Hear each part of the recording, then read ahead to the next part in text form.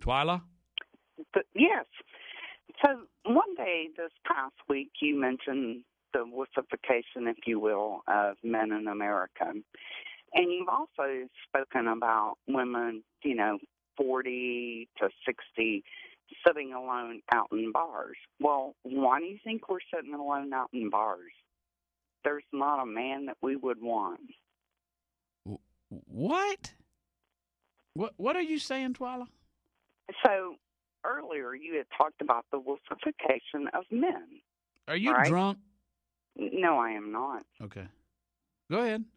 So you spoke about the wussification of men. Right. And how there's no real men left in America. And then at other conversations, you speak about women, in the 40 to 60 age range that might be out at a bar or wherever they are, that they're not married, not looking to get married. And this is why. Because there are no decent men out there in that age range. True. That's just not true. That's just not true. Most wussified men are married. First of all, the last real men are unmarried men. Because here's what happens. Twyla, if you were listening carefully, what I was saying is that women end up wussifying their men. And then that's why they end up having an affair with the cabana boy, because their man ain't a man anymore because he gave in to them. See, men used to respect the boundary between men and women. They used to insist on it. They used to say, Thursday night, me and the boys are going to play poker. One weekend every quarter, me and the boys are going to go hunting. One weekend a quarter, me and the boys are going to go fishing, and Mama ain't coming. And, they did real men things, and they were men. But no, the modern era of when Harry Met Sally is these women have made the men into their best friend and their runaround partner, and they hang out at Bed Bath & Beyond and compare coupons and, the thread count on their sheets. The women have wussified the men. The last real men are single men who are in the bars. By the way, single men are having more sex than married men too. Ladies, you ought to think about that. Just saying.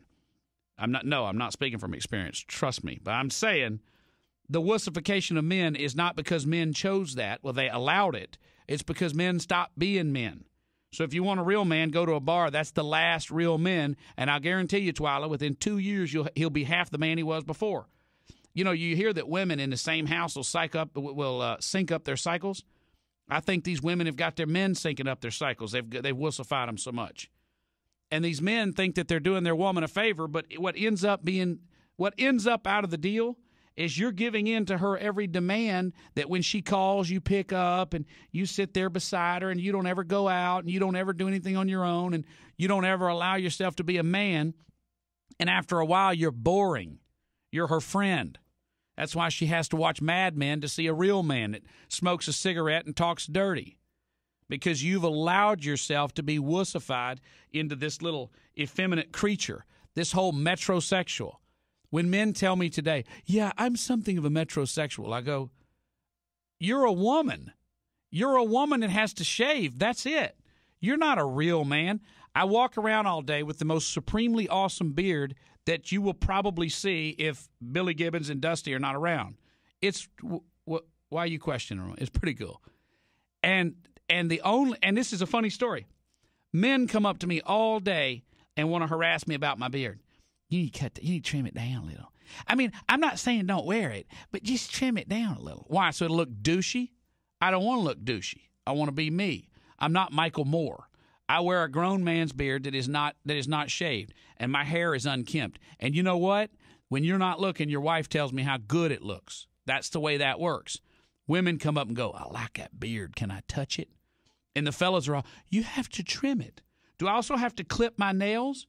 Do I also have to wear the wussified clothes you wear? Do I also have to worry if I match? Do I also have to worry when I wear white and what holiday it falls after?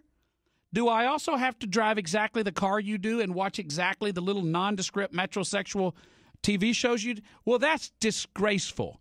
Shame on you. Merle Haggard would never do that. David Allen Coe would never do that. Michael Berry would never do that. That's the pantheon of greatness. You can take your cue from us. That's what real men do.